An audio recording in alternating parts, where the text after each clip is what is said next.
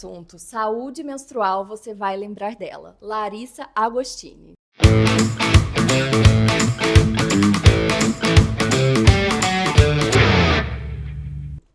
Gente, essa mulher é muito poderosa. São tantas qualificações que eu vou ter que ler. Mulher, educadora menstrual, especialista em estudo de gênero, dona de projetos governamentais sobre a saúde menstrual da mulher. Que honra nossa poder ter você aqui, amiga. Pra gente é um peso, assim, em vários sentidos. Não só sobre a mulher que você é, também sobre o trabalho que você faz. Obrigada. Obrigada. Muito obrigada. Muito feliz com o convite. Que bom, eu tô muito feliz também em ter você aqui. Muito obrigada por você ter sido tão disponível para vir bater esse papo aqui com a gente sobre esse assunto tão importante, tão relevante, a saúde menstrual.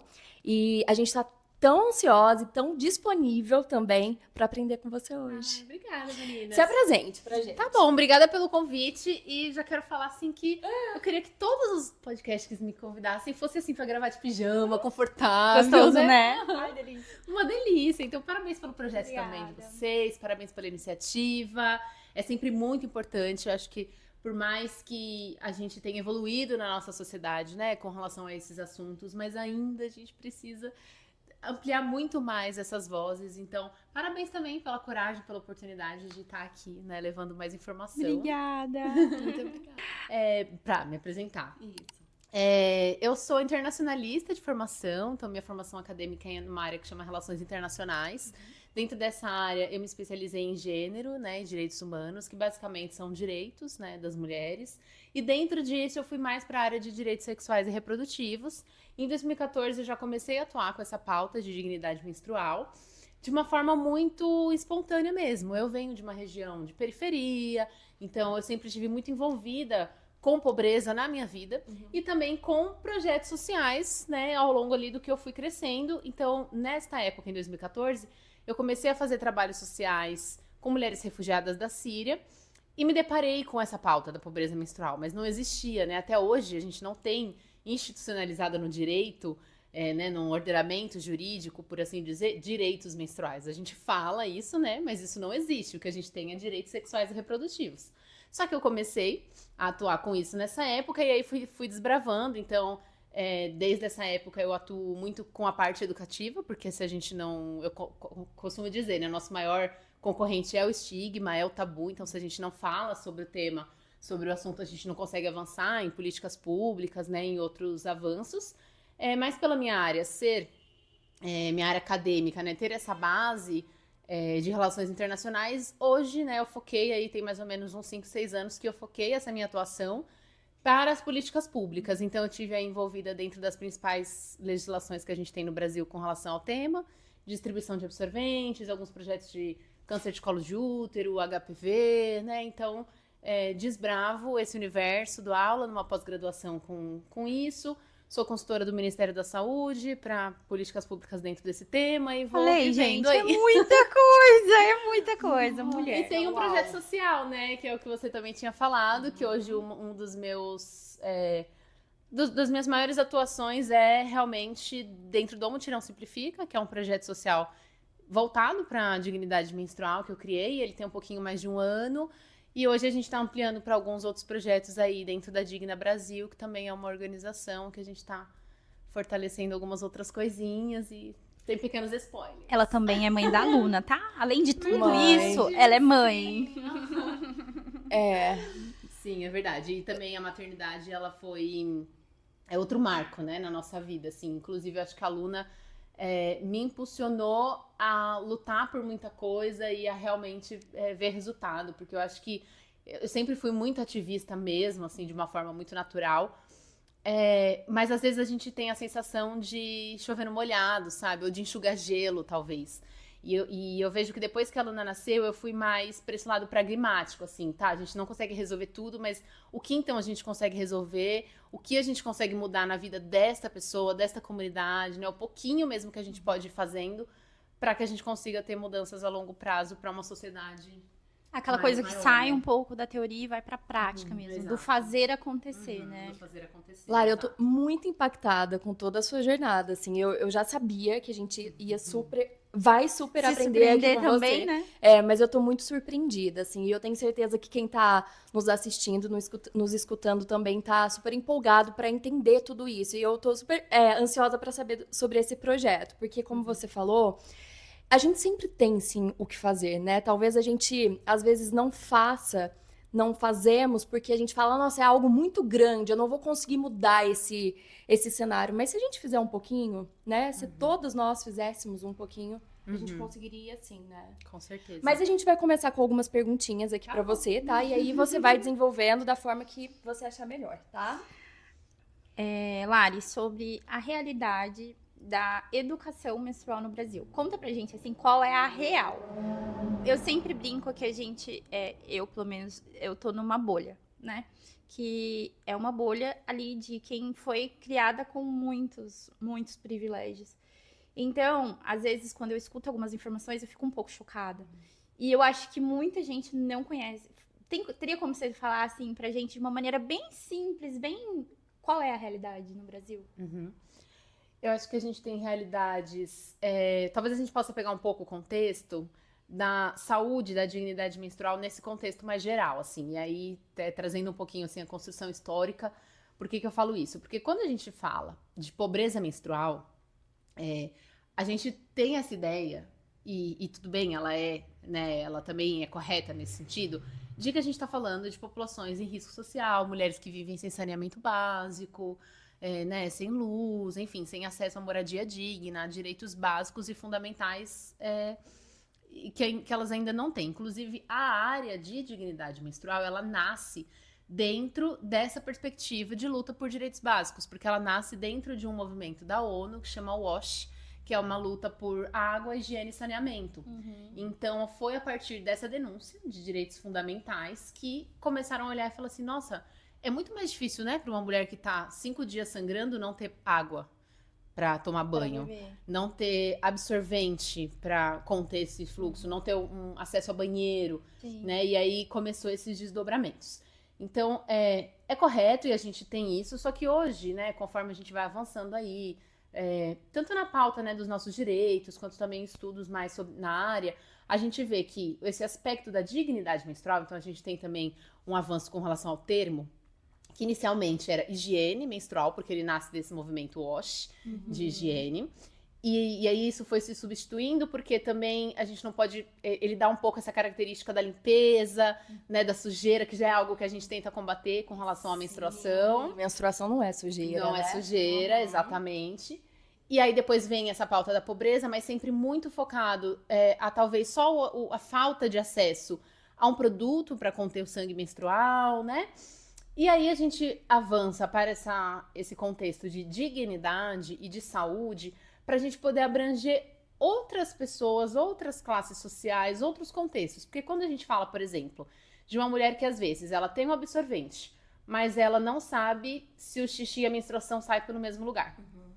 Isso acontece. A gente teve em rede nacional uma mulher branca, loira, de classe média na TV, não sabendo, né, que o xixi e a menstruação saía por buracos diferentes do seu corpo. Então, isso também é uma violação de direitos. Isso a gente também está falando de dignidades sobre a nossa saúde menstrual, sexual e reprodutiva, né? Se a gente fala de uma mulher que tem acesso aos produtos, mas não tem acesso a um diagnóstico de endometriose, por exemplo. Então, isso também está relacionado com a pauta de saúde menstrual. E aí a gente tem, né, diversos contextos quando a gente olha para isso. Então, a própria questão da pobreza, né, da falta de condições dignas mesmo, de absorvente, de banheiro, de saneamento, de condições, de estrutura física, ainda é uma realidade muito grande no nosso país, né? A gente estima que 1 a cada 4 meninas no Brasil falta em aula, não tem acesso aos absorventes. As meninas chegam a frequentar até 2 meses a menos que os meninos do ano letivo por conta da menstruação. Então, porque elas não têm absorvente, às vezes porque elas têm cólica, porque elas têm medo de manchar e não vão para a escola quando tá menstruada, né? Então, tem uma série de contextos, mas a gente também tem esse contexto que é o acesso à educação, o acesso ao seu corpo, o acesso a você ter um serviço de saúde com autonomia, com consentimento bem informado, para você poder escolher o seu método contraceptivo e não simplesmente sair de lá com a receita de uma pílula que você não sabe como vai funcionar no seu corpo, o que faz ou não, né? Enfim, então tem uma série de contextos quando a gente olha por esse lado mais abrangente, que é o que a gente vai tentando lutar e o que a gente quer que seja incluído, né, nas políticas públicas. Mas a pauta relacionada a essa vulnerabilidade, ela é muito grande ainda. A gente tem muitas mulheres que vivem em locais sem saneamento básico, né? Então ainda é uma realidade muito grande e às vezes ela está perto da gente, né? Isso. Porque parece que ela tá muito afastada, mas às vezes é simplesmente a moça que a gente dá oi todo dia na portaria do prédio, né? Então assim, eu acho que é isso, né? A nossa bolha, às vezes a gente fica muito presa a imaginar que essas realidades elas estão muito fora, mas às vezes elas estão dentro da nossa casa, dentro da nossa vida, quando a gente olha por esses contextos mais de educação, de acesso à saúde, mas às vezes também das pessoas que a gente se relaciona. Sim. Perfeito. E por que, Lari, assim, ainda em 2025, é um tabu falar sobre menstruação? Então, eu tenho alguns panoramas. O primeiro deles que eu falaria é porque a menstruação é o primeiro marco de sexualidade. Então, eu acho que isso é muito característico. A gente foi ensinada, nós mulheres, mas assim também a sociedade, a não falar sobre sexo, né? A colocar a menstruação neste lugar de íntimo, privado, que deve ser escondido, né? Então, a própria forma como a gente usa os termos, né? Também a gente tem que levar em conta. A gente não tem esse tipo de educação fomentada dentro das nossas famílias. Também é muito difícil a gente cobrar de quem não teve isso, né? Porque às vezes, até agora, né, no nosso contexto de mães, e eu convivo com muitas mães, assim, e eu tenho filha menina, né? E as coisas elas vão acontecendo muito naturalmente, assim. A minha filha tem 4 anos, mas desde os 2 ela fala menstruação, absorvente, vulva, ela nomeia a parte do corpo certíssima. Porque é natural, porque com 2 anos você aprende lá a cabeça, ombro, joelho, pé, você nomeia o corpo inteiro, né? Você não vai sexualizar uma criança desde cedo ensinando outras coisas, mas isso tem que ser natural de como isso vai sendo apresentado. E a gente não criou esses elos antigamente na família, isso não era, isso não acontecia. Então, como que a gente também vai querer ensinar para as nossas filhas ou cobrar, né, que as nossas mães tivessem nos ensinado, se elas também não tiveram? É muito difícil, a gente não consegue dar o que a gente não tem. Somente com a educação mesmo, não tem outro caminho. Com a educação. Então, assim, eu acho que nós somos a primeira geração que tem oportunidade de falar sobre isso, que tá tendo a oportunidade de falar na internet, abertamente, sabe? A gente ainda encontra muitas barreiras dentro de alguns contextos, assim, pra gente entrar com esses assuntos dentro das escolas hoje, a gente enfrenta muito barreira. Com essa questão, né, de tabu, de preconceito, né? Eu dou muita palestra em escolas para adolescente.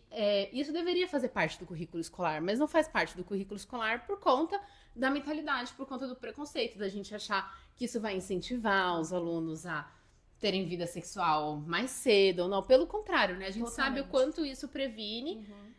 Mas a gente tem avançado, assim, e acho que até a pauta da saúde menstrual, ela tem se tornado também um meio, um caminho pra gente adentrar nesses lugares.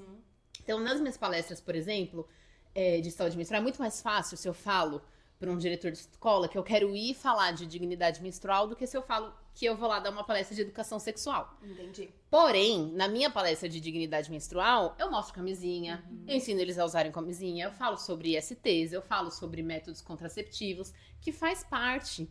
Não tem como a gente desassociar, né? Sim. Acho que, claro, a saúde menstrual, ela tem uma especificidade, a sexualidade, ela tem outra, a educação reprodutiva, a saúde reprodutiva, ela tem outra, né? A gente tem diversos marcadores aí, não só biológicos, médicos, mas também sociais, culturais.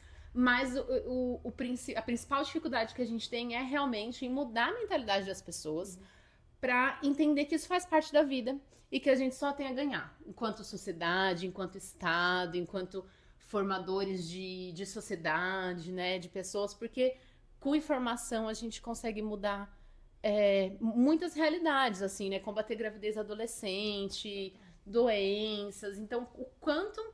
E a própria questão da saúde menstrual, por exemplo, se a gente pega uma coisa básica, assim, as alunas ou até mulheres mais velhas mesmo, que passam muito tempo sem trocar o absorvente ou usando o absorvente errado. Isso gera infecções, isso gera problemas de saúde. Então, você tem mais prejuízos para aquela pessoa, você tem prejuízo para o trabalho daquela pessoa, porque ela falta, você tem prejuízo para o sistema de saúde, porque gasta mais com infecção, tratando, né? Uma série de coisas, assim. Então, não tem cabimento a gente ainda continuar lutando contra essa educação que ela deve acontecer, né? E que ela deve ser emancipatória. Mas hoje a gente ainda enfrenta muito isso por conta do tabu. Mas você tem uma visão, assim, otimista sobre esse assunto? Eu tenho. É? Eu tenho. Inclusive, assim, acho que recentemente eu tô muito mais otimista. Que bom. Que bom. Sim, porque eu acho que, enfim, assim, né? Principalmente eu que trabalho com a parte de políticas públicas, e não tem jeito, a gente vai ter que falar de política aqui, mas não pensem em política quanto pessoas políticos, tá? Pensem num sistema. Num sistema, porque realmente é onde a gente tá e rege, mas que são influenciados por contextos, por visões, por vieses, coisas assim. E aqui em São Paulo, por exemplo, eu trabalhei durante 1 ano e meio na fiscalização de um programa que a gente tem, que chama Dignidade Íntima, que a gente até trabalhou na reformulação desse nome para não ser mais íntimo, né? Porque o íntimo ainda dá esse nome do privado. Do privado. Mas, enfim, a gente tem uma legislação, um programa que chama Dignidade Íntima, e que é uma lei que foi aprovada em 2021. O que essa lei fala? Que toda escola estadual de São Paulo deve ter à disposição no banheiro absorvente e ações educativas, capacitação escolar, né, informações sobre a pauta para a escola, para a comunidade. Por que eu trabalhei nessa fiscalização? Porque vocês podem ir hoje numa escola pública, vocês vão lá e vocês vão ver que não vai ter absorvente, Não vai né? ter, né? Não tem. Então, assim, eu ia perguntar, tem ou não tem? Não tem, esse muito o meu trabalho hoje, assim, que é como uma legislação não é só um papel assinado, né? Como isso está realmente mudando a vida das pessoas na prática. E aí, a gente fez uma série de fiscalização com relação a isso, assim, não conhece, tem recurso, não tem. Porque o governo, ele faz o repasse dessa verba. O que a gente descobriu que a maioria das escolas não tinha absorvente? Porque chega o dinheiro, o diretor vê uma parede descascada, ele vai pintar a parede, porque ele acha que aquilo é mais importante do que o absorvente. Ele nunca vai priorizar. Então, a coisa da educação, se a gente não tem uma sensibilização mesmo geral das pessoas, não adianta você ter dinheiro, não adianta você ter lei, né? Então, a gente ficou aí trabalhando bastante, isso foi uma das coisas que a gente descobriu. E aí, a gente propôs para a Secretaria de Educação a criação de um curso de capacitação para a comunidade escolar. Gestão, professores, o instrutor, né, enfim, para que a gente sensibilizasse eles também, né, explicasse como funciona a legislação e tudo, mas principalmente sensibilizar que aquilo faz parte, que como você acolher, como a escola pode se tornar um lugar seguro, né, para menstruar, para viver ali os processos, né, enfim, que a gente sabe que acontece. E a gente conseguiu esse curso, então ele vai ser lançado em breve, aí esse ano. E por que eu falo que eu tô otimista? Porque é um governo que, quando a gente começou a trabalhar com isso, falava assim, isso nunca vai passar nesse governo conservador de São Paulo, né? E passou, porque tem pessoas técnicas ali que estão fazendo o trabalho, né? Então, eu acho que assim, a gente saber como faz as coisas, né? E conseguir ampliar essas vozes, muita coisa vai mudar, assim. Eu não sei como vai ser depois que as mais de 5.000 escolas tiverem feito essa capacitação, mas eu acredito que muita coisa vai mudar, né? São mais de 100.000 profissionais. E, claro, acho que cada um também continua tendo suas limitações pessoais e uma série de questões, mas muitas dessas pessoas nunca ouviram falar no tema. Então, só da gente ter essa oportunidade, e eu tenho muita esperança também na juventude, assim, sabe? Nas meninas e nos meninos que estão vindo agora, quando eu vou dar palestra para os adolescentes, assim, e eu começo a conversar e eles super participam, e eles falam, e eles perguntam, e às vezes eles falam, não, porque eu já pesquisei isso, e vê que eles têm interesse, né? Que eles têm a demanda. É diferente de anos atrás, quando você falava e ficava assim, todo mundo com muito medo e tal. Então eu acho que o futuro vem forte, assim. Eu tenho boas esperanças. Rezemos. Que bom. Estamos construindo isso. É isso, estamos no processo. É um processo mesmo. Lari, e assim, de uma maneira assim, bem, bem simples, pra todo mundo entender. Sei que é difícil todo mundo entender, mas como você definiria o que é a menstruação e quais são os ciclos e por que a gente muda tanto em cada um desses ciclos? Tá. Vou devolver a pergunta, porque eu vamos sou lá. educadora. Vamos lá. Amei. O que é a menstruação pra vocês? O que é menstruação? Eu tinha uma visão muito errada, porque claro que eu estudei sobre o tema, né? E me preparei para essa conversa que a gente está tendo aqui. Mas eu entendia que era assim, o meu corpo se preparava para a possível gravidez. E aí, como não acontecia, né, a fecundação ali do óvulo e tudo mais, aí ele morria, sei lá, se esvaziava, saía do meu corpo, e com isso vinha o sangue, a menstruação e tudo mais. Mas eu entendi que não, né? Muito mais também, óbvio, que é uma questão desse processo de uma possível fecundação, mas também é uma questão hormonal, né? A menstruação. Então, assim, e aí foi também muito engraçado que eu aprendi estudando que eu tomei pílula durante 10 anos. E eu achava que eu menstruava tomando pílula, mas não, eu não menstruava. Eu falava, gente, claro que eu menstruo, eu sangro, mas o sangue, aquele sangue não é de menstruação. Exato. Também queria que você falasse sobre isso. Mas, enfim, hoje eu vejo, então, que menstruação é muito mais uma questão hormonal do meu corpo, o meu corpo funcionando, fazendo toda a questão hormonal que ele precisa, do que, de fato, uma fecundação, né? Não sei se eu tô certa, tá? Foi muito bom. Você quer complementar? Eu acho... Só pra gente ver a opinião das duas? O que eu aprendi é isso. Tanto que, assim, eu lembro muito que tinha um... Ó, vou expor minha mãe. Tinha muito daquela coisa assim, depois que você menstruar, você tem que tomar cuidado, porque não pode engravidar e tal. E eu sou uma mãe que fui mãe na adolescência, né? Então, assim, pra mim sempre veio historicamente de educação dentro de casa com essa coisa da reprodução. É estar pronta pra reproduzir e acompanhada de muito medo. Era algo que eu sentia medo. Eu lembro que eu tinha muito medo de menstruar. Você tinha medo de Tinha menstruar? muito medo de menstruar. Muito medo. E eu lembro da sensação no dia da primeira vez que eu menstruei. Eu me lembro que eu me tremia todinha e eu comecei a chorar desesperadamente. A minha mãe não estava em casa, meus pais estavam viajando, eu estava sozinha em casa. E eu mandei Foi assim que começou a usar torpeda. E aí eu mandei uma mensagem: mãe, tá saindo sangue de mim, eu menstruei, isso aqui. Aí ela mandou uma mensagem super bonitinha: parabéns, minha mocinha, tal. Mas eu lembro da sensação de medo. Medo, muito medo. Essa foi a educação que eu recebi. Mas sim, vejo que hoje tem toda essa questão hormonal e tal.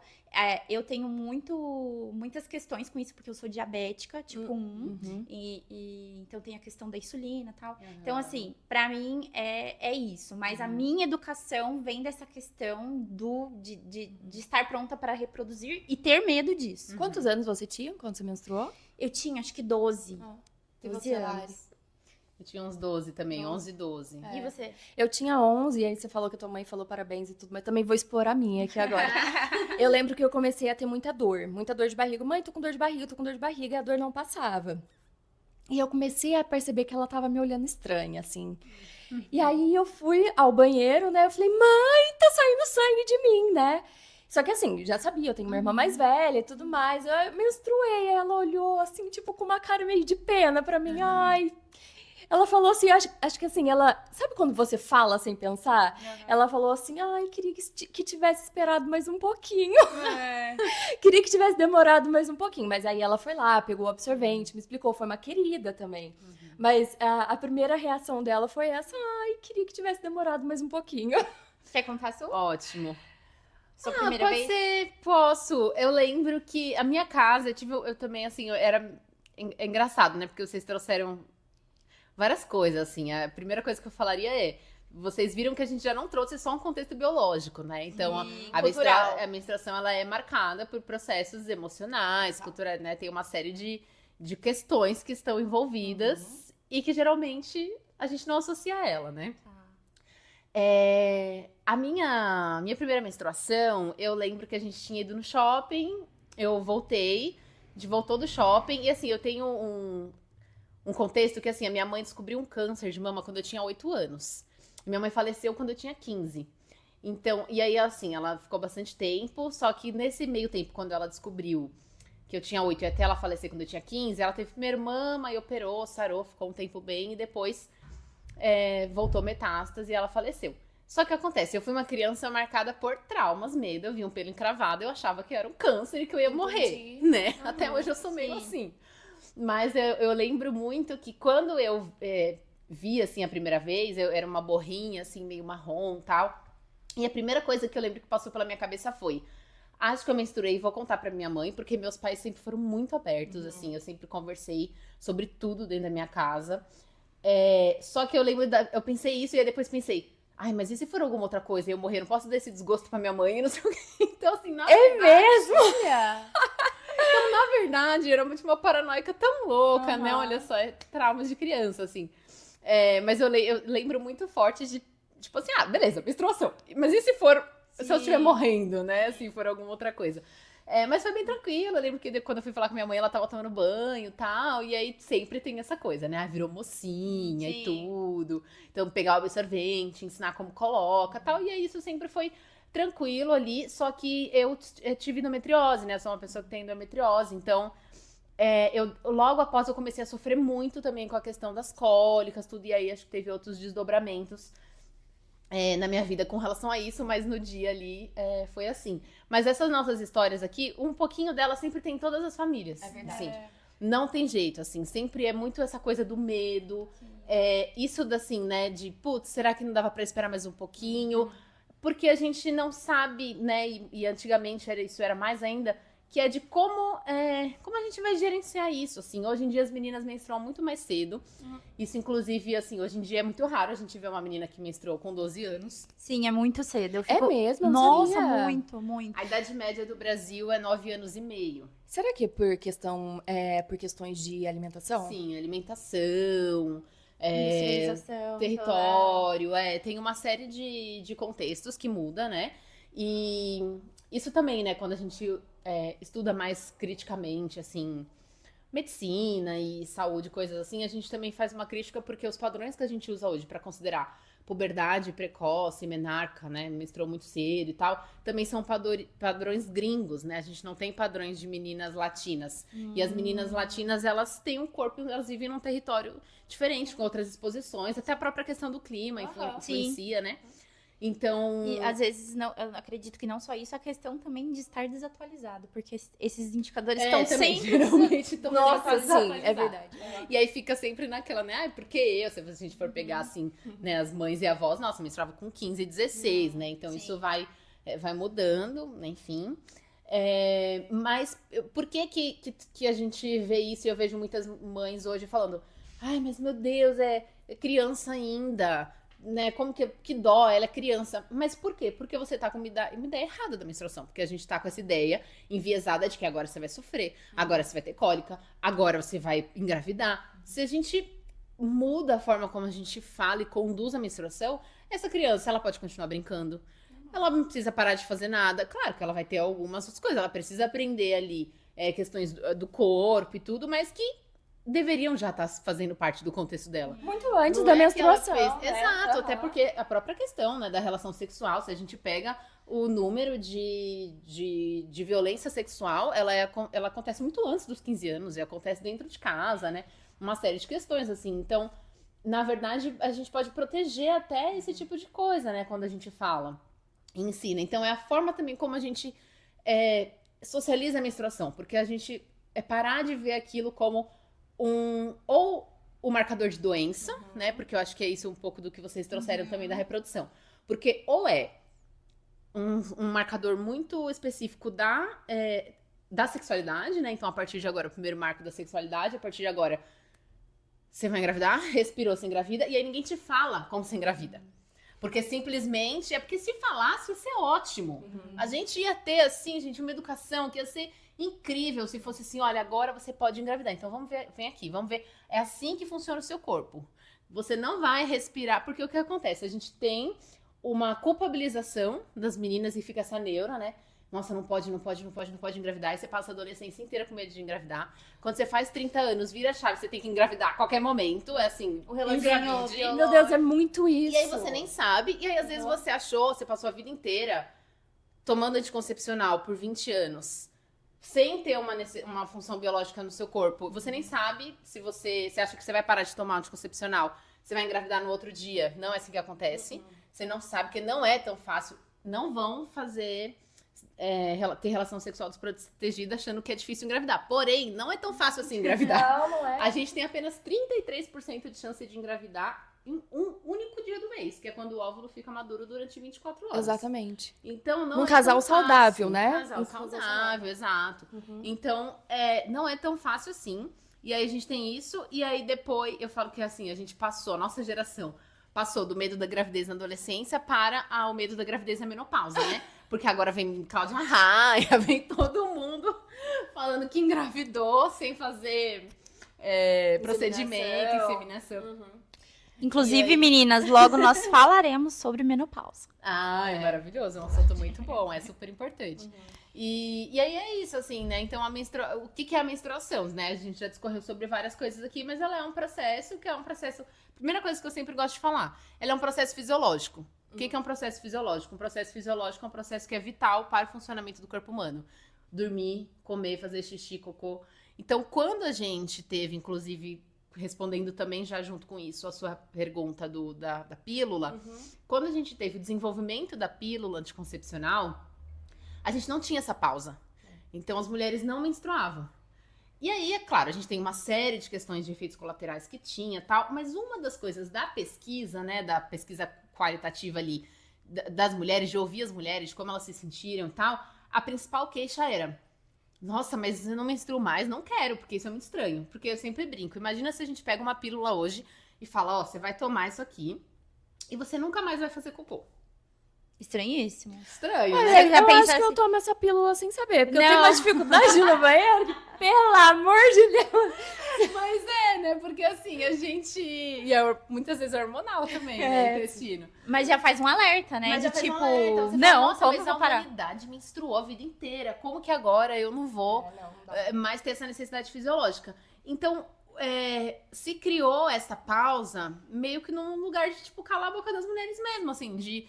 Não, então não faz diferença. Então, biologicamente, pro corpo, dar a pausa ou não dar a pausa não faz diferença no sentido que você está sem uma função fisiológica do seu corpo, sim, porque é o mecanismo de ação da pílula, é você não ovular. E a gente só tem menstruação quando você ovula. Um dos resultados é a possível fecundação, igual você falou. Mas tem uma série de outras coisas que é importante para o nosso corpo. A própria ação da progesterona e do estrógeno, que só funciona através de uma ovulação. E a gente só consegue uma ovulação através de um ciclo menstrual natural, ou seja, menstruando.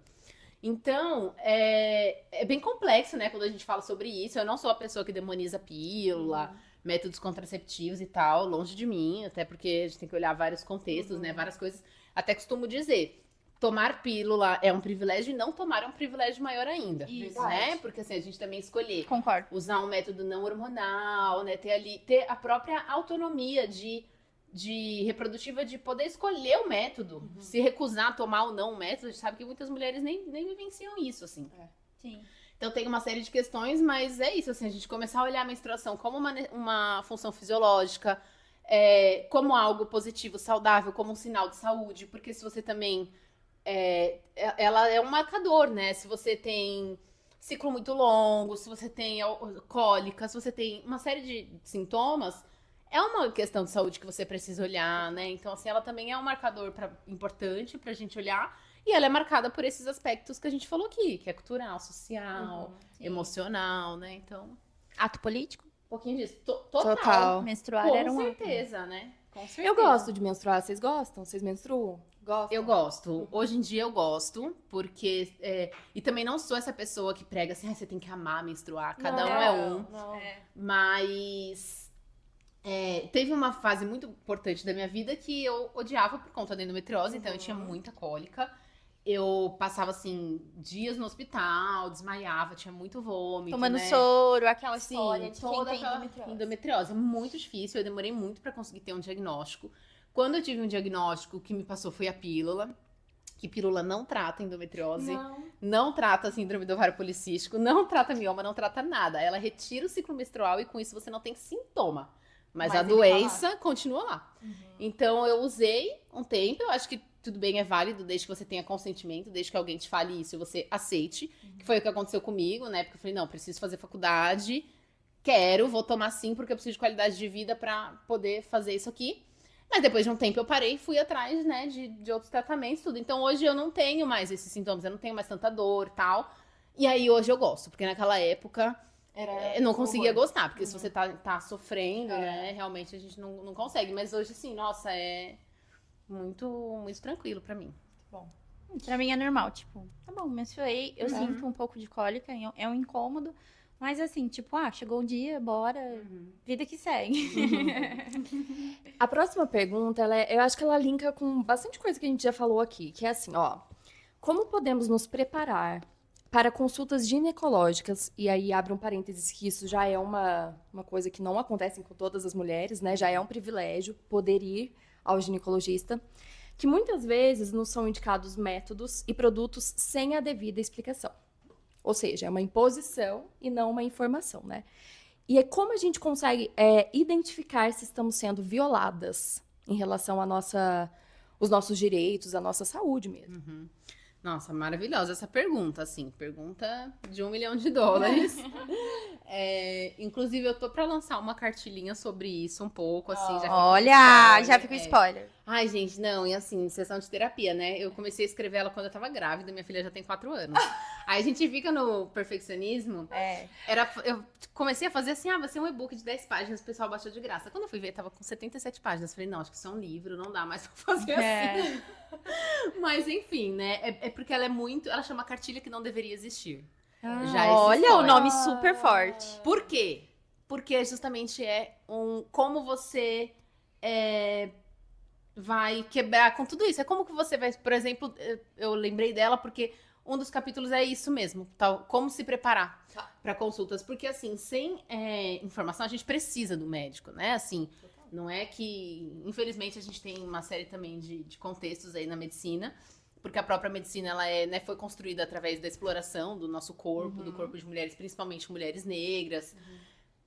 E a medicina ela foi criada assim por homens brancos, héteros, ricos, que é todo esse contexto. Então a gente tem que olhar para isso, porém ela vem para nos ajudar, né? A gente tem que usar. Só que a única forma da gente se proteger é se a gente tiver informação, se a gente souber, porque já está sendo já é um ambiente de desigualdade, né? De poder, assim, de hierarquia. Claro que o médico ali ele tem mais poder dentro da sala, né, dentro do consultório, do que a pessoa que está se consultando. Porém, essa pessoa que está se consultando, ela também tem direitos. E aí o problema é que a gente foi acostumada numa lógica de Deus no céu, médico na terra. Como autoridade, Como né? autoridade. O que fala Amém. Pode ser que ele esteja falando a maior besteira, mas porque ele é médico, você vai achar que é verdade e vai seguir, né? Então, é meio que uma rebeldia mesmo, um ato de rebeldia você questionar, né, tudo assim. E eu sou muito rebelde, vou contar umas coisas assim.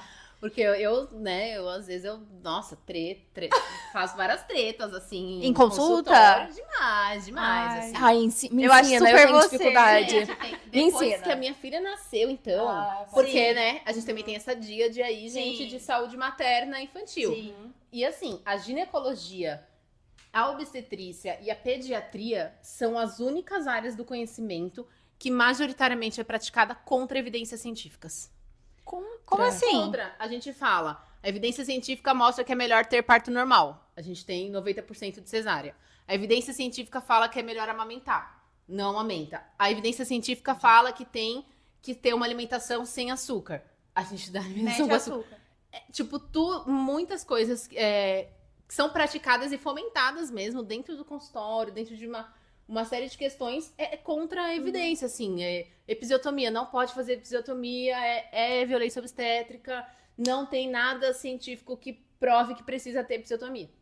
Mas foi necessário, não tava, né? Exato. Foi necessário. Foi necessário porque você não quis esperar. Foi necessário pra você, não pra mulher, né? Então, é isso, assim, é praticada tudo contra o que a evidência científica fala, né?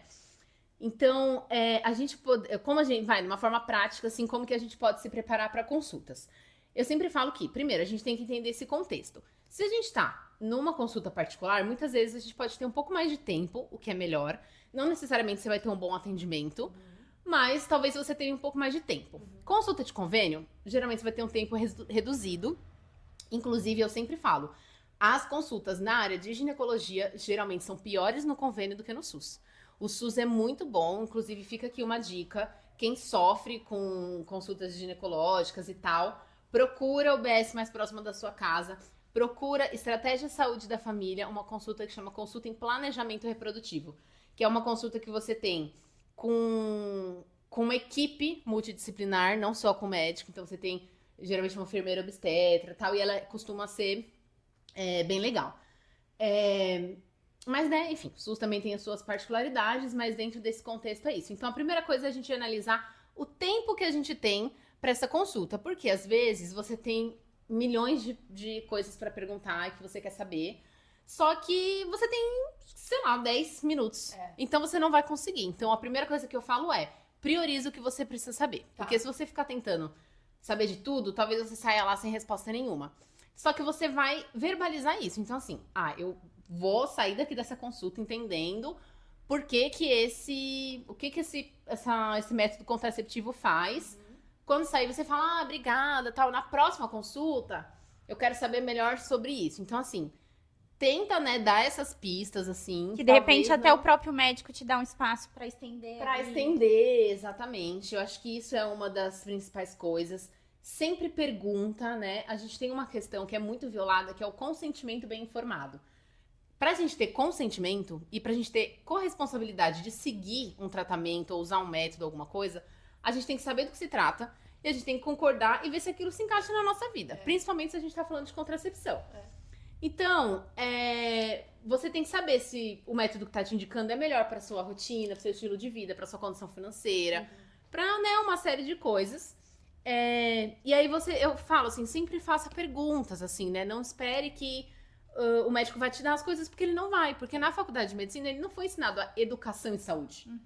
Ele foi ensinado a tratar doenças, né? E o problema é esse também, assim, né? Da visão de como a gente vai pra uma consulta. Porque a consulta, ela tem esse nome, inclusive, porque você tá fazendo não necessariamente no contexto ginecológico, você tá doente. Você faz uma consulta de alguém que é mais experiente que você pra vocês tomarem uma decisão em conjunto. Tanto que eu nem gosto muito de usar o termo paciente, porque ele parece uma coisa mais passiva, né? Assim, mais de enfermidade. Então, a gente tem vários termos que a gente usa, né, nesses movimentos mais de saúde pública, mais de autonomia, feministas e tal, pra você ter esse outro lugar, né? E aí, eu vou falar uma coisa que é bem, assim, vai parecer bem revolucionário para algumas pessoas que eu falei, né? Eu tenho várias tretas, porque eu questiono várias coisas, mas tem alguns médicos que se assustam muito comigo. Por quê? Muitas vezes, quando eu vou no ginecologista, eu peço pra eu colocar o espéculo. Eita! Gente, eu tô chocada. É mesmo? Sim. Eu deveria ter trazido, né, gente? Mas... Eu não trouxe nada aqui pra vocês verem. A próxima vez você traz. Deveria ter trazido. Mas é permitido? Gente, sim, você pode É comprar seu um corpo. espéculo no Mercado Livre e olhar seu colo do útero na sua casa. Gente, olha isso. Por quê? Meu Isso, Deus. Exato. A gente precisa... É revolucionário. Que você falou. Eu falei, vai soar. As pessoas vão dar, depois eu processar essa mulher, né? Mas porque a gente foi ensinada que toda autonomia, que o nosso corpo não pertence a nós. Que o nosso corpo, ou ele nos pertence a um marido, a um parceiro, a um pai, ou a um médico. Então, a gente vem culturalmente com isso, né? Então, e assim, isso é um movimento, vai explicando um pouco dessa questão, né, do espéculo. O espéculo, então, pra quem não sabe, é aquele mais famoso como bico de pato, né? Que é o aparelhinho que a gente coloca pra olhar o colo do útero em exames clínicos ali de ginecologia, pra fazer preventivo, etc. Ele não é um instrumento médico, ele é um instrumento normal ali, mas ele não precisa, não é só o médico, você não precisa ter um CRM pra comprar. E ele custa tipo R$1,40. E é tipo assim, uma coisa bem baratinha. Realmente vocês conseguem comprar. E aí o que aconteceu? Nos anos 70, a gente teve um movimento que foi o movimento de mulheres pela saúde. E eu acho sempre muito legal também a gente trazer, né, o que a gente tá plantando hoje e vão falar da gente, a gente também conseguir trazer, que a gente só tá aqui falando isso, porque também, né, outras Alguém mulheres começou Exatamente, lutou. Porque a gente teve um movimento muito grande na década de 70 de luta das mulheres pela saúde. Por quê? As mulheres eram as que mais sofriam de mortalidade materna, de diversas questões, e também os filhos, né? Imagina, país que não tinha vacinação, tudo. Então, é isso, as mulheres elas sempre sofrem muito mais. E aí teve lá uma série de movimentos, um deles foi bem revolucionário, que basicamente as mulheres elas se juntavam, faziam tipo zine, né? Chamava, era cartilhazinhas assim, explicando, olha, isso aqui é seu corpo, isso é a vulva, isso aqui é o lábio, isso aqui é o clitóris, isso aqui é o colo do útero e tal, não sei o quê. E vinha um espéculo junto, isso aqui é um espéculo, e vamos olhar seu colo do útero, vamos conhecer seu colo do útero. E aí a gente tinha nessas reuniões de as mulheres se reapropriarem desse corpo e dessa saúde. Então elas aprendiam a inserir um espéculo e olhar com um espelhinho. Legal. Então isso foi muito revolucionário, a gente teve muitas revoluções, inclusive a gente só tem bula em todos os remédios por conta dessa luta dessas mulheres feministas, porque a bula é uma conquista feminista, porque a gente não tinha, foi nessa luta do consentimento, principalmente do anticoncepcional. Então a gente tá tomando remédio, a gente não sabe o que é, não sei o quê. Qual componente? A bula, ela simplesmente, ela é como se fosse um consentimento. Se der alguma merda, o farmacêutico vai falar, tá na bula. Ele né, não funciona, mas não funcionou muito bem, porém, né, eles conseguem deturpar, né, o jeito que usa. Sim. Mas a gente só tem bula nos medicamentos por conta desse movimento de mulheres. Super conquista. Super conquista. E aí, enfim, outras coisas, né? Aqui no Brasil a gente teve esse movimento de mulheres deu origem ao Paísme, que foi o primeiro programa, né, de atenção integral à saúde das mulheres, que foi o que deu origem ao SUS. Então a gente também só tem o SUS por conta das lutas das mulheres. Mulheres, meu amor, mulheres. É incrível. E aí, não que vocês, quando chegam na consulta, que vocês precisam fazer isso, porque é bem... Eu ia perguntar agora, como que você revolucionário. entra e fala lá, eu quero colocar... Tem a consulta, e aí na hora de fazer o exame, hoje eu até acabo passando mais com médicas que eu Já já conhece. conheço, que é minhas amigas e tal, né? Mas durante muito tempo eu fiz isso, e aí eu perguntava, claro, educadamente, né? Acho que nunca com esse lugar de uns pés na porta. Mas eu falava, olha, eu tenho experiência, me sinto mais confortável se eu inserir o espéculo, tudo bem? E aí, sempre assim, o que acontecia era que o médico já virava pra mim e falava, você é estudante de medicina? Você faz medicina? Não. E tipo, acabou. Aí ele ficava tentando descobrir outras coisas e eu respondia só o que ele perguntava, porque aí você inverte a lógica, entendeu? Você não me responde só Coloca ele uma pra palavra. pensar. Aham. Então agora eu vou fazer a mesma coisa. E funcionava, assim. E eu tive experiências super legais, porque eu tive um médico que foi mais chatinho, assim, que foi um pouco desse que falou da medicina e tal. E as outras experiências que eu tive, já foi mais legal no sentido assim, putz, que legal, eu vou começar a oferecer se as mulheres querem também. Por quê? Aí eu vou dar o pulo da gata pra vocês. Não necessariamente vocês vão inserir o espéculo, porque, né? Sim. Realmente você tem que saber e tal, uma série de coisas. Porém, você pode pedir pra ver o seu colo do útero. Isso todo mundo pode fazer. Hoje, dependendo dos convênios, a gente já tem aí convênio que tem a TVzinha, né? Tudo, e você ela te mostra lá, aqui, ó, seu colo do útero aqui na TV e tal. Porém, se não tiver isso, você pode pedir pra ver. Você vai estar lá, na mesa ginecológica, ele vai inserir. E quando tiver lá, o que você pode? Você pode levar um espelhinho na bolsa. Todo mundo tem um espelhinho na bolsa. Ou você pode usar o próprio celular pra tirar uma foto, tudo. E você coloca ali na frente e você vai olhar. Por que eu acho isso muito importante e revolucionário? Primeiro, você vai ver que sua vagina não é infinita. Não vai ter mais a síndrome da vagina infinita. Você não vai mais ter medo de colocar coletor, de colocar absorvente interno, de qualquer coisa. Você não vai ter medo, porque a gente tem o desconhecimento. Porque a gente tem medo de engravidar, porque a gente não sabe. A gente só tem medo do que a gente não conhece. Sim. Então a gente precisa conhecer. Então eu sempre falo, pedir pra olhar o colo do útero assim, faça sempre, porque não tem problema, ele vai te mostrar, não vai ser nada, vai ser um pouco revolucionário, porque eles não estão acostumados, porém eu sempre costumo falar, às vezes a gente não consegue mudar a forma como a medicina tá construída, mas a gente pode mudar a forma como a gente aceita ser tratada. Sim. E isso pode É uma fazer escolha. Isso pode fazer uma pressão, igual teve com essas médicas que falou assim, nossa, muito legal, vou começar a oferecer se elas querem olhar o colo do útero. Porque às vezes vira a prática do próprio profissional de saúde que tá ali, né? Que deveria ser seu corpo, é normal, você ver, você conhecer. Então, às vezes, né, olha, então aqui tem alguma coisa, não tem, o corrimento é esse, conhecer, né, as secreções e tal. E é isso, assim, informação. Infelizmente, a gente também tem que tomar um cuidado de como a gente busca essa informação, onde a gente tem. Porque a internet, ela é bom pra muitas coisas. Ela, né, Perigosa, democratizou. mais perigosa para outras, né? Mais perigosa, porque também todo mundo é especialista. Então, assim, você tem que conseguir fazer um filtro do que você aprende, né, ou não, assim. Mas eu acho que é fazendo um pouco essa dosagem. Já me segue, porque o meu conteúdo é bom e é sério. É isso. Perfeita, Não, eu com perfeita. certeza vou pedir pra ver. E aí já fica como uma provocação, ou uma dica, ou um desafio pra quem tá, pras mulheres, né, o nosso público, pra pedir também, né? Porque esse é um direito nosso. Sim, Por que não, né? com certeza. É uma das coisas. E as próximas dicas vocês podem ver na cartilha, que a gente faz um lançamento isso. quando voltar. É isso. Com certeza. Bom, Lari, agora eu queria fazer uma pergunta sobre a sua carreira, sobre o seu trabalho e sobre a sua escolha. Qual foi o fator que te fez escolher essa carreira? Porque, sinceramente, eu acho um ato de coragem. Eu não sei se seria tão corajosa. Então, assim, eu enxergo como um ato de coragem. O que te fez tão corajosa? Vai, vamos pegar esse ato de coragem. O que te fez tão corajosa? Ai, gente, nossa, essa pergunta é de terapia, né? Não é? Sim, pergunta de terapia.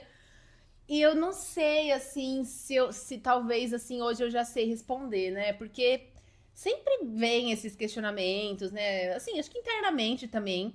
Muitas vezes já me perguntei isso, porque não é fácil mesmo, né? E eu acho assim, acho que hoje eu ainda tô vivendo a melhor fase, talvez, da minha carreira. Tanto com relação à realização, mas assim, também financeiramente, sabe? É você realmente estar trabalhando, tá Colhendo os colhendo frutos os daquilo. frutos, Porque durante muito tempo, ainda é difícil, né? Ser remunerada com essa pauta e tudo, né? Tudo que você também foge do tradicional é difícil, né? Não é uma particularidade disso.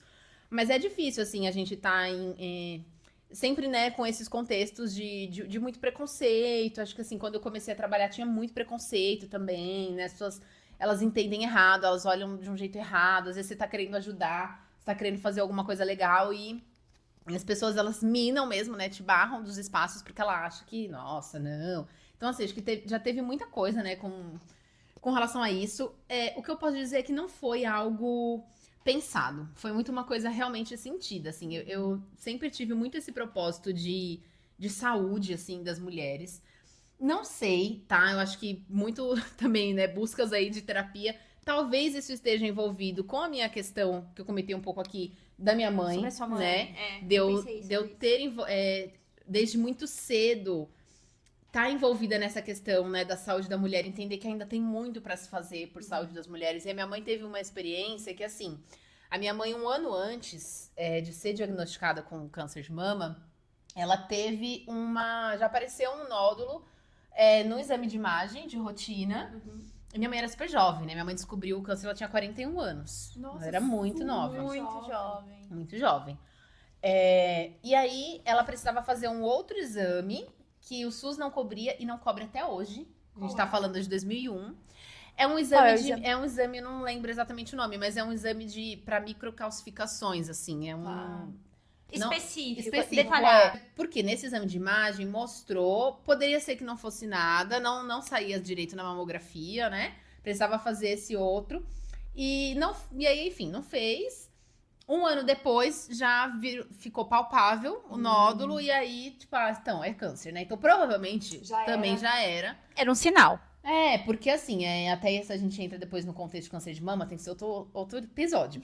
Mas um nódulo Então, palpável, sim, um nódulo palpável, ele não é uma detecção precoce, assim, uma prevenção, né? Ele até pode ser uma detecção precoce, mas ele já tá lá há muito tempo, entendeu? Ele não é Antes de ser palpável, ele já estava lá. Ele já estava, exato. Então, ele teve isso, e aí a gente teve muitos impasses. Então, acho que já teve uma primeira ali, sabe, negligência, uma questão do acesso, da informação, uma série de coisas que acho que também, né, mexe. Mas depois, como ela ficou muito tempo com a doença, né? Ela ficou, assim, uns 7 anos até ela falecer. Nossa. Eu vivi muita coisa dentro dessa rotina. Sim. De hospital, de cuidado, de, né, várias coisas que acontecem, a coisa da autoestima também. Muita briga também, assim, por acesso, né, a medicamento. Então, a gente entrava na justiça para conseguir tratamento e, né, então, sei lá, teve uma série de coisas. Depois que ela faleceu, eu pensei assim, eu quero um dia trabalhar com mulheres com câncer, fazer projeto, sabe, social, coisa assim. Mas eu nunca consegui, porque é difícil emocionalmente, né? Só que eu sempre tive muito envolvida com essa questão da saúde e tal. Meu pai também, eu falo assim, meu pai devia ser um bruxão, um médicozão, alguma coisa assim também, em outras vidas, né? Eu tenho uma parte da minha família que é indígena. Eu falo, nossa, meu pai devia ser assim, um Xamã. xamã, porque ele é super. E meu pai depois trabalhou muito tempo também em unidade de saúde, coisas assim. E meu pai sempre foi muito crânio, e ele é muito inteligente, assim. Então, eu sempre tive muito livros sobre tudo, assim, na minha casa. Então, eu não sei, essa coisa da saúde, ela sempre teve muito intrínseca. Acho que essa coisa da gente também ser muito aberto pra falar sobre tudo em casa ajudou pra estar dentro dessa área específica.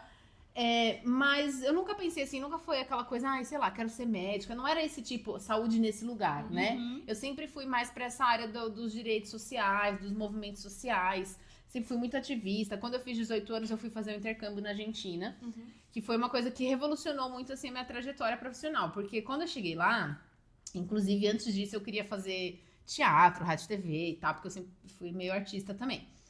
E aí, quando eu fui pra lá, eu me deparei com o movimento de mulheres mesmo, porque assim, as argentinas, elas são anos-luz avançadas, né, da gente aqui. Então, quando eu fui pra lá, era 2011, eu me deparei assim com uma coisa, um universo, e eu falei assim, nossa, isso aqui e eu vi de um outro lugar profissional, assim, real.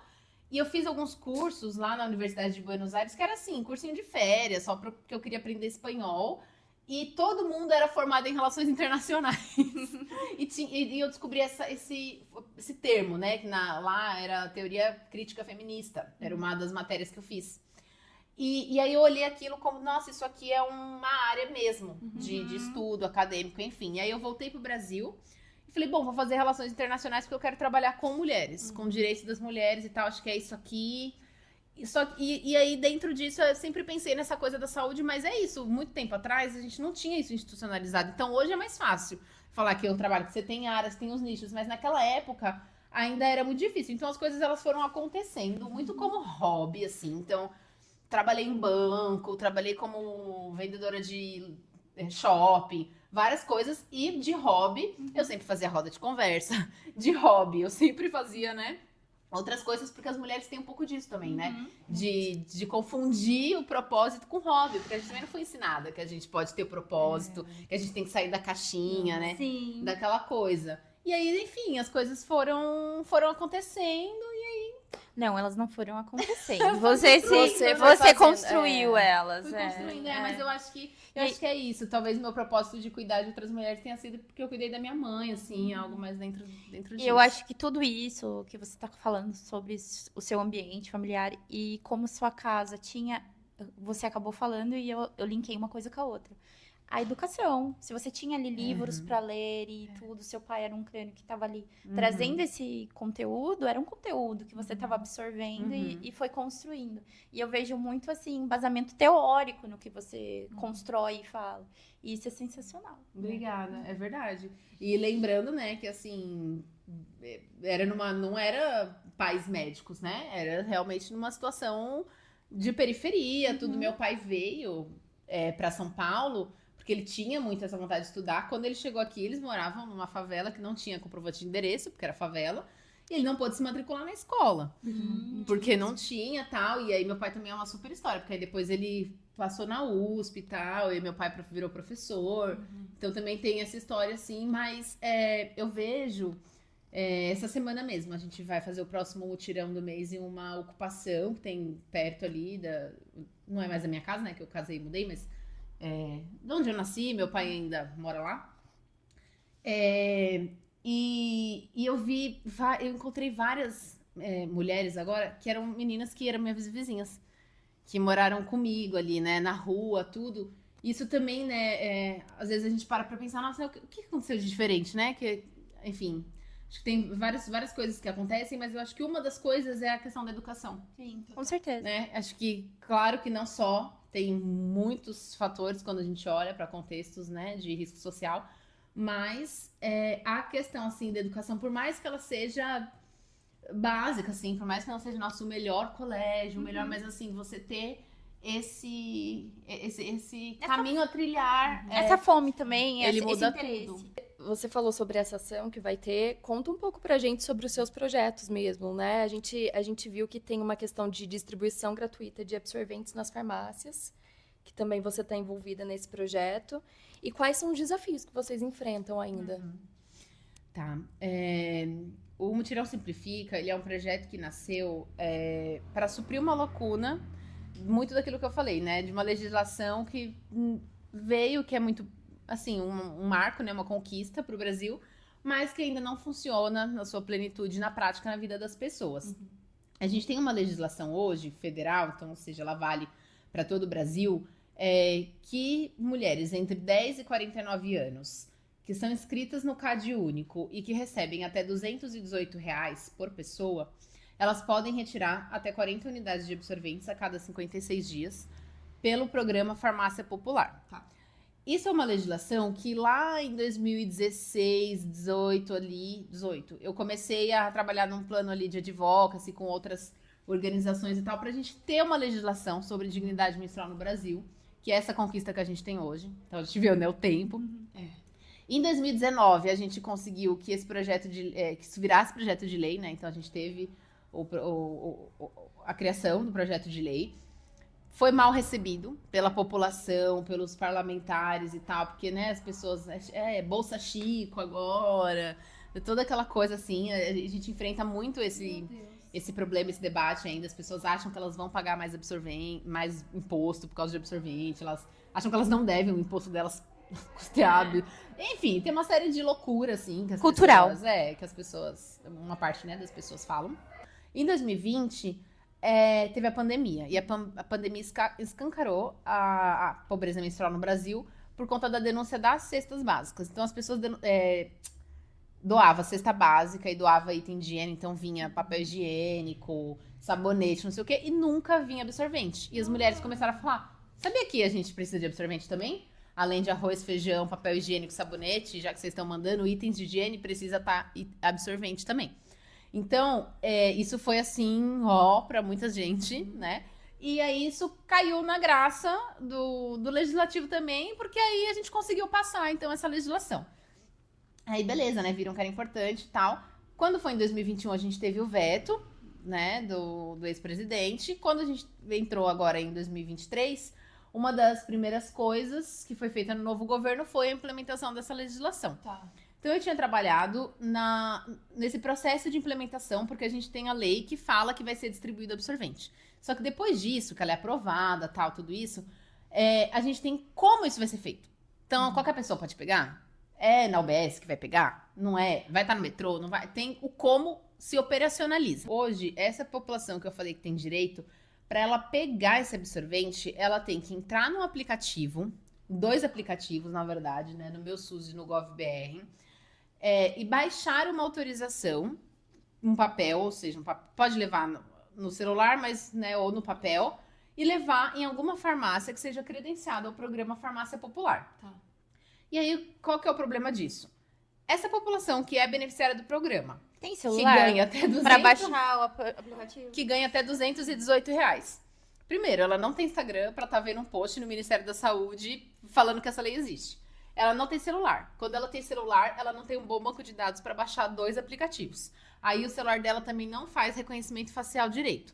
Aí ela não tem impressora, ela vai para imprimir o papel e leva lá. Enfim, tem uma série de complexidades. Então o mutirão, ele nasceu porque eu, né, fiquei ali nessa implementação, veio essa coisa horrorosa.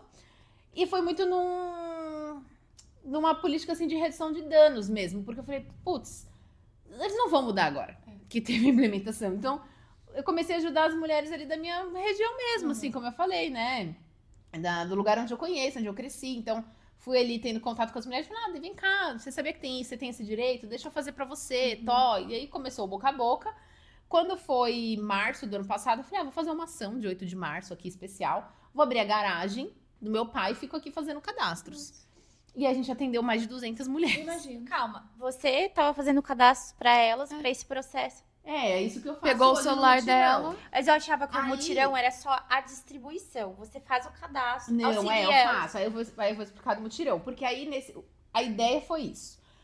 Aí, graças a Deus, eu tive voluntárias, tudo, porque, né, tem uma boa comunidade, muito engajada, tá? Então eu tive amigas que, assim, abraçaram esse projeto e falaram, não, vamos continuar e tal.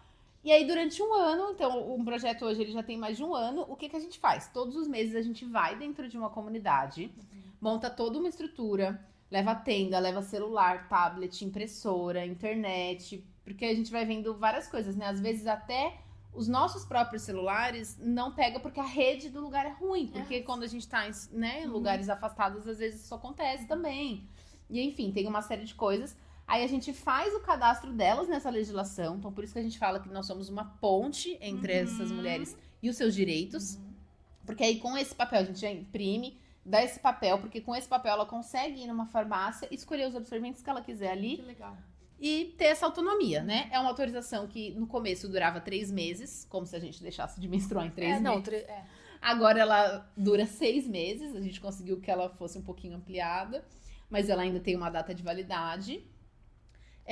E a gente faz isso, assim. Só que nem todo mundo que passa pela nossa tenda, a gente consegue a autorização. Porque é isso, ela tem R$218, então às vezes tem uma mulher ali que ganha 219, ela já não tem direito. Então, quando a gente tá lá, a gente vê que todo mundo precisa, não só quem ganha. E às vezes tem gente que nem tem essa renda, mas não tem os documentos, não tem o CAR, tem uma série de coisas.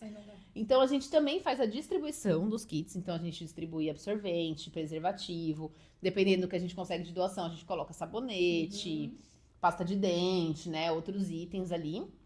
Calcinha. Inclusive, né? A Pri fez uma doação pra gente uma vez, porque dependendo da comunidade que a gente vai, não adianta você levar absorvente, porque ela não tem calcinha pra colar o absorvente. Então, as calcinhas, elas também são bem importantes, muitas vezes.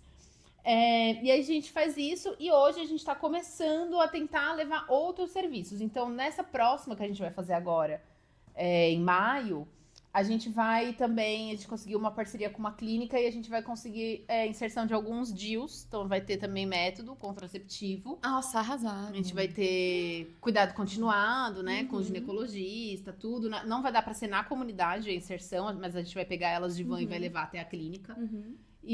Mas é isso, assim, aí a gente vai tentando, né, aumentar e fazer como dá, porque é muito difícil. Então, assim, eu tenho outro trabalho que me remunera, não ganho nada ainda, né, com isso. Quero que ela seja. Eu quero ser só diretora da minha ONG, quero ganhar um salário pra ser diretora da minha ONG. Hoje ainda não dá, então tudo que a gente faz é muito assim, né? Putz, faz rifa, consegue a doação de uma, de outra, consegue voluntário pra fazer. Então ainda é bem assim, um dia após o outro mesmo, mas a gente conseguiu, já tem um ano que a gente faz essa ação. Mas o mais importante é a ação, que é aquilo que a gente já falou aqui algumas vezes, é colocar em prática, é o fazer acontecer, né? É colocar em prática. E, inclusive, a gente viu no seu Instagram a hashtag Sangro Logo Resisto. Isso é uma resistência, né? Sim. Fala pra gente, assim, é realmente a missão de vocês? É a hashtag missão? Pode ser, a gente pode considerar. Nunca tinha pensado nisso, assim, nunca tinha pensado nesse lugar. Na verdade, essa camiseta é de um outro projeto. É outro projeto. É de um outro projeto, não tem problema. É de outro projeto, que é de Curitiba, que são de umas amigas minhas também, assim, né? Esse rolê é todo mundo junto, né, unido. A gente que tá desbravando esse universo. Mas é muito isso, assim, né? Foi uma sacada muito grande mesmo essa frase, porque ela mostra muito, assim, acho que ela é até difícil de explicar, Ela né? fala por si só, Ela fala por não tem si como só, ser explicada. O que a gente usa, às vezes, no mutirão é sangrar é político, que também é um pouco dentro desse lugar. E eu acho que, assim, o que a gente tenta fazer e que as meninas também fazem é esse lugar do sangue, né? Também, tipo, tá na camiseta que é o sangro, né? Tem isso também. Então, não é... Porque a gente também tem essa luta de... A gente sempre viveu com estigma, com... Ai, aqueles dias, é chico, não sei o que lá. Você nunca fala a palavra, nunca fala nem menstruação. A gente já tá em outro rolê que a gente tá falando sangrando mesmo. Já é mais revolucionário ainda. Mas é porque é isso também, né? É por chamar atenção, assim, mas... se eu pudesse colocar assim como uma hashtag missão, acho que com certeza seria, porque ela cabe mesmo em tudo. Sabe uma coisa boba que eu fazia, mas você tava falando e eu lembrei. Eu comecei no mundo corporativo, né, que é muito o meu mundo. eu comecei a pegar, porque o que a gente faz, né? E que a gente vê as mulheres fazendo? Pega o absorvente, ou a bolsinha do absorvente, coloca pra dentro da roupa ali pra esconder o absorvente e ir até o banheiro e fazer a troca, etc. Eu comecei, sabe, bem à mostra mesmo. Ó, tô pegando meu absorvente, pegava até o pacotinho e levava. E eu vi alguns olhares meio assim, sabe? Eu falei assim, se eles estão olhando e achando estranho, aí que eu vou fazer mesmo. Porque, gente, eu menstruo, eu sangro, todo mês vai acontecer isso, né? Então, assim, eu comecei a fazer, é meio bobo, é muito pequeno, mas eu já achava interessante, sabe? Não, mas dependendo dos contextos, isso é super revolucionário, assim, você falar, né, tô menstruada e tal, as pessoas realmente, elas vão olhar, né, acho que vai ter uma série de questões, assim, que a gente vai passar, mas é isso, assim, é você falar, porque se a gente não fala sobre uma coisa, significa que ela não existe. Se ela não existe, a gente não tem que resolver. Então é por isso que durante muito tempo essa pauta ficou aí escondida e quando chegou ali na pandemia, falou, gente, é isso, sabia que precisa também? Item de higiene também é absorvente? A gente, né, não tem. Então é importante mesmo, assim, por mais que pareça pequeno, mas em muitos contextos não é. Não é, né? Não é. Principalmente no ambiente corporativo, né? Como Sim, é o caso. Lari, a gente consegue ser voluntária no seu projeto? Como funciona? Como as meninas podem fazer para se voluntariar? Explica pra gente. Com certeza, vamos amar. Toda ajuda sempre é bem-vinda. E a gente, assim, não é porque eu tô querendo vender meu peixe. Mas, assim, a gente realmente é uma comunidade muito engajada. Então, se você tá precisando de um espaço também pra fazer amigas, pra conhecer gente nova, sabe? Dividir propósito, uma série de conexões mesmo. Assim, a gente é muito conexões. Porque tá. E assim, a gente precisa de ajuda pra várias coisas. Então, tem ajuda do dia. Mas se você, por exemplo, é social media, é designer, é contador, é advogado, qualquer coisa, a gente sempre precisa, porque é uma estrutura de empresa mesmo, né? E é muito difícil, assim, fazer tudo sozinho. Então, tem, assim, ser voluntária no Dia da Ação, que é super revolucionário, assim, também é uma experiência muito rica, porque é você estar em contato mesmo com as mulheres, é você tá ouvindo as histórias, é você tá acolhendo, né, dar um abraço, conseguir resolver, ver a felicidade, assim, né, delas realmente conseguirem ali o direito, o absorvente, é muito mágico, mas a gente também precisa de ajuda para essas outras coisas internas, que sempre é válido, né, e a gente também precisa de doação, então a gente tem uma vaquinha também, online, então quem quiser também fazer ajuda financeira pela vaquinha. A vaquinha fica no seu perfil? Pode fazer. Ela fica no perfil do Mutirão, que é @mutirãosimplifica. O Instagram é @mutirãosimplifica. Tá. Então tá lá, mas no meu também. E assim, a gente preza muito por nutrir mesmo essa comunidade de voluntárias. Então, a gente faz encontrinho, a gente consegue cupom de desconto, a gente consegue, sabe, um monte de benefícios, assim, pra poder valorizar mesmo, né? O trabalho, o tempo de quem tá ali é muito legal. Então, é só entrar mesmo em contato comigo, nas minhas redes sociais ou nas redes sociais do projeto, que a gente Queremos muito. Queremos muito. Bom, e agora, pra gente ir pro último quadro, nós vamos pra mitos e verdades. Tá bom. Tá? Você vai segurar aqui, por favor, se é mito ou se é verdade. A gente vai falar algumas frases, algumas afirmações. E aí você vai falar, é mito ou é verdade. Tá bom? Vai lá, Pri. A menstruação é sujeira? Mito ou verdade?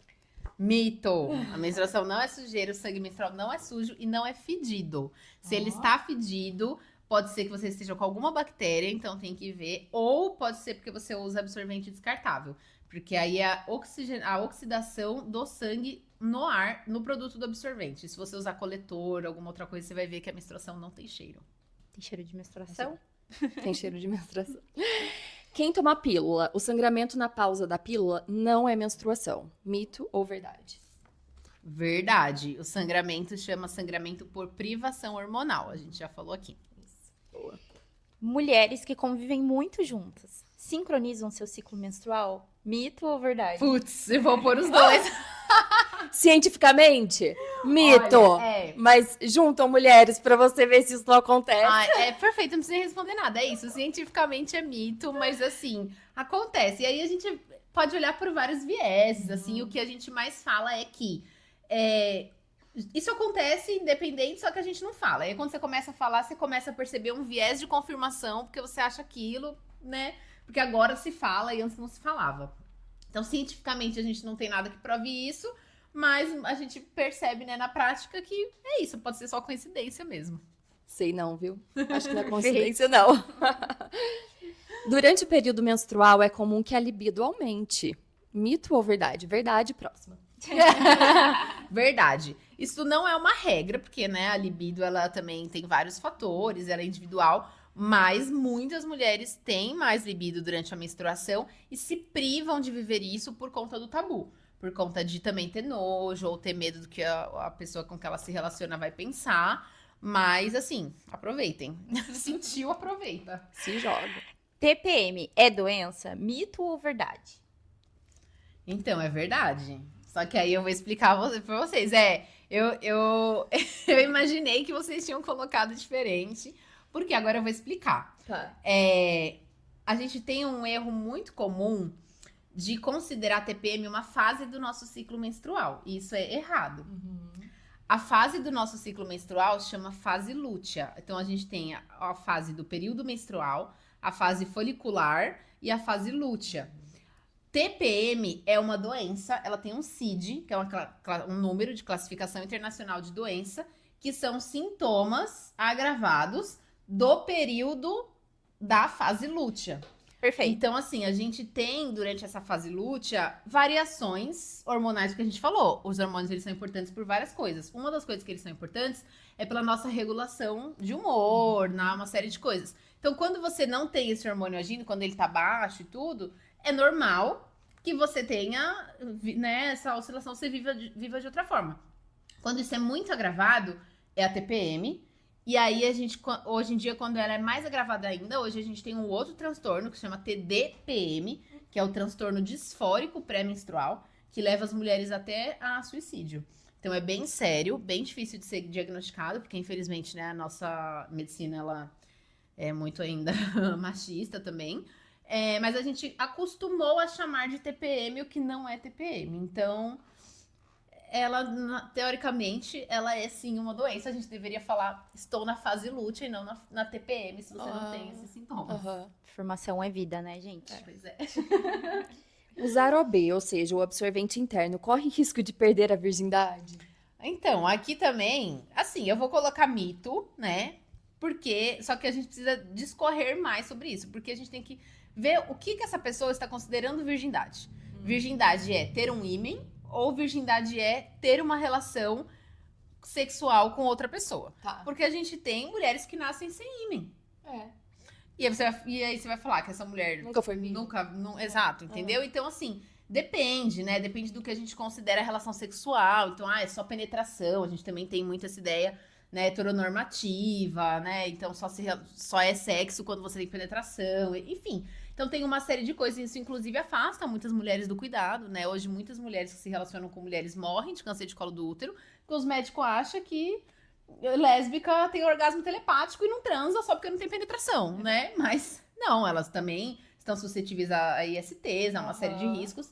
Então, é importante esse contexto, né? Sobre a virgindade, mas eu sempre falo que não é isso, assim. Geralmente ele é um mito, porque pra mim a virgindade não existe, ela é uma construção social, ela não é algo biológico, só que aí você tem que fazer essa análise individual, se você vai usar um produto interno ou não. Ai, gente, eu amei. Nossa, que eu delícia. também. Lari, tá muito claro na nossa conversa Sim. aqui, no seu discurso, que você é a maior pessoa que está lutando meu para a Deus. educação da mulher. Referência Você total. Você quer que elas sejam educadas e tal. Para além disso, que ficou muito claro na nossa conversa, tem algum recadinho que você quer deixar para as meninas sobre informação, sobre educação, tem algo que você queira falar?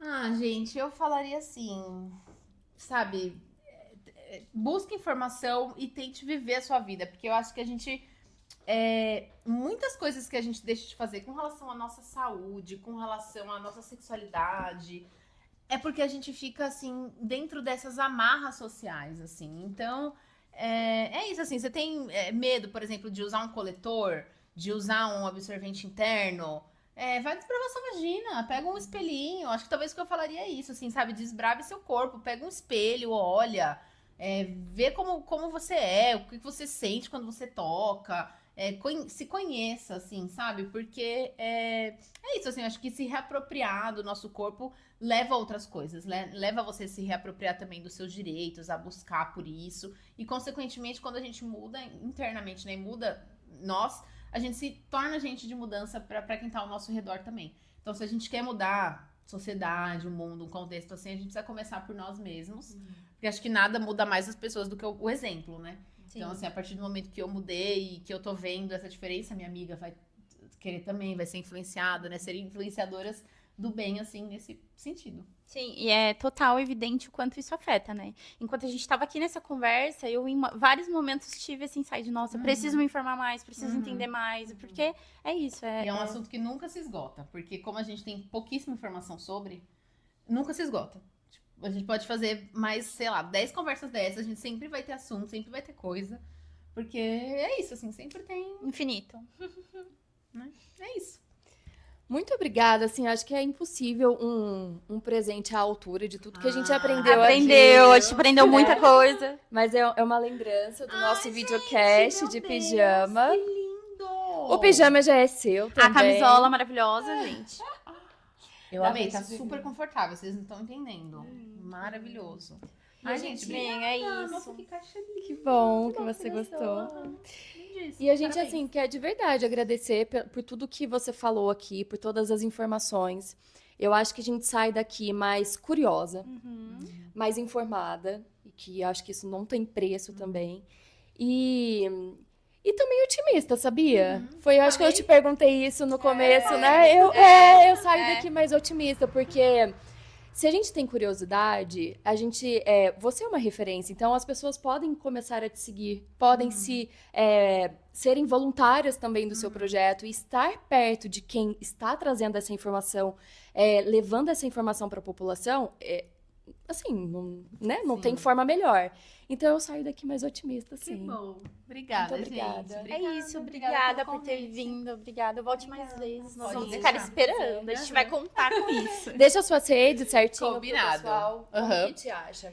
O meu Instagram é lariagostini, _ e o Instagram do Mutirão Simplifica, _, TikTok, mesma coisa, LinkedIn, Lari Agostini. Tem uma comunidade no WhatsApp, que é o Eu Que Lute, que é um grupo que a gente indica médica boa, fala sobre um monte de coisa. É maravilhoso, assim, tem várias médicas também lá, legais, e a gente se ajuda muito dentro dessa pauta e outras também. Mas é legal, e tá no link do Instagram. A gente vai deixar tudo aqui embaixo para vocês para facilitar. Obrigada!